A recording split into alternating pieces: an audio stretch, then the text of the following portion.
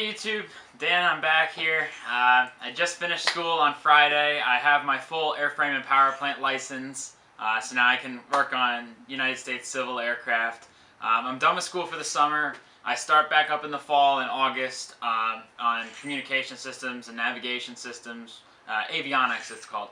But anyway, as promised, I wanted to make the E30 wheel bearing videos, so let's get started and do that. The basic tools required are a breaker bar, a torque wrench, a 17mm socket, a 19mm socket, a 5mm Allen socket, a 7mm Allen socket, a 36mm thin wall socket if possible, 3/8 ratchet, flathead screwdriver, hammer, wheel bearing grease, and of course your new bearing. And disassembly may require a jaw puller. In my case, I did not have to use one. First, determine what wheel bearing has gone bad. Is it in the front? Is it in the back? Is it on the right side? Or is it on the left side? Up next, I'll show you how to determine that. The best way to feel it, you can at least determine if it's coming from the right side or the left side, is by shaking the wheel back and forth. So I'm going to do that here. So basically all you do is you just wander back and forth. You do it at a little bit higher speed. I don't want to tip over the camera. But you shake the wheel back and forth like that and you change your direction. As you change your direction, you're going to be putting more load onto one side of the wheel as you go. Rum, rum, and then it goes light, and then it comes back, and you can hear it. Once you've determined what wheel bearing has gone bad, you can start this process. Start by taking out your wheel center cap and cracking your lug nuts loose.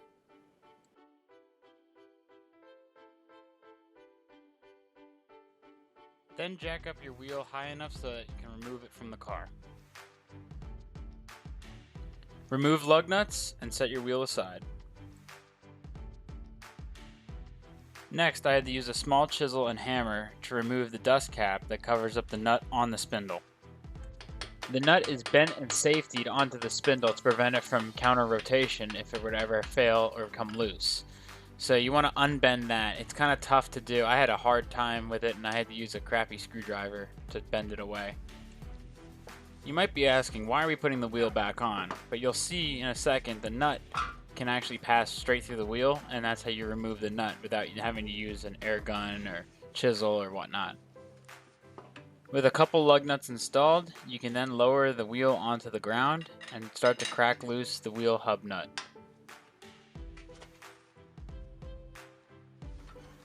Remove the nut, set it aside in a safe spot, and then take the wheel back off.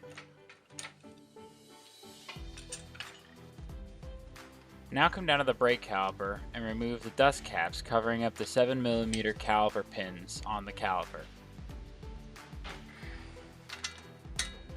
Now loosen the 7mm caliper pins and pull them out just enough that they'll clear the caliper bracket. You do not need to completely pull these out.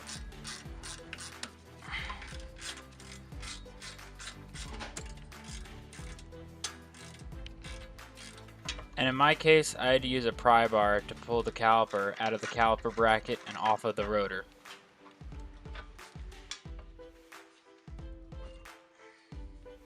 And hang the caliper off into a safe location.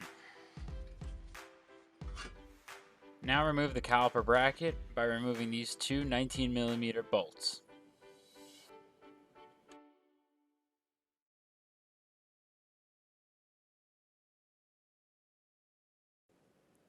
And in my earlier days of being a mechanic, I unfortunately cranked on this rotor set screw into the old wheel bearing. So I'll show you how I was able to get the rotor off of the old wheel bearing. I was lucky enough to be able to yank the rotor and the wheel bearing both off together in one assembly. Sometimes people don't have such luck though with the wheel bearing coming off of the spindle. And you can see here just how much that inner race is wiggling around in that wheel bearing. It's pretty bad, and the wheel bearing has to be replaced. You might get lucky by spraying penetrant into the backside of the bolt, but I was not. Then I tried heating it. That didn't work either. As my last resort, I tried a screw knocker, and that just stripped it out even more. I eventually had to take my automatic center punch and drill bits and just drill the bolt out.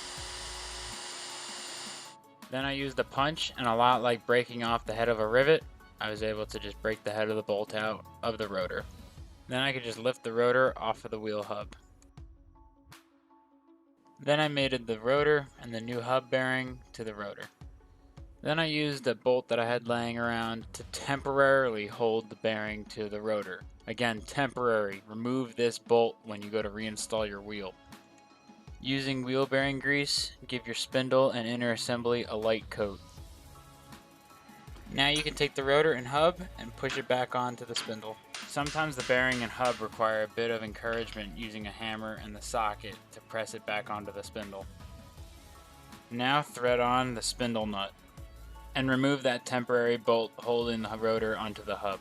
Now for the trickiest part. Without that rotor set screw, try to stick the wheel and rotor onto the hub and have all the holes line up.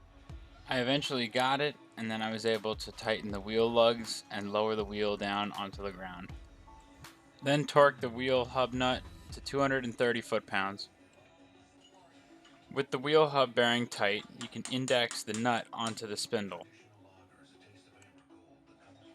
Then install the spindle nut dust cap onto the hub and press it on.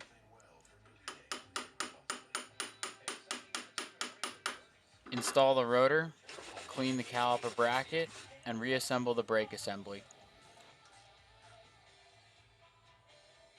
It's always a smart idea to add a thin coat of grease to the new wheel hub just to prevent corrosion from freezing the wheel onto the hub. For the time being, since I don't have that rotor set screw, I just reinstalled the wheel. The wheel lug nuts will hold the rotor onto the hub and in place. That's not the job of the set screw. The set screw is simply there just so when you pull the wheel off, you put it back on and the rotor doesn't move away from the hub lug holes. So I did replace that screw eventually, but it took about a week for the dealer to get it. Instead, I just installed the wheel, put the wheel on the ground, installed the center cap, and I was done.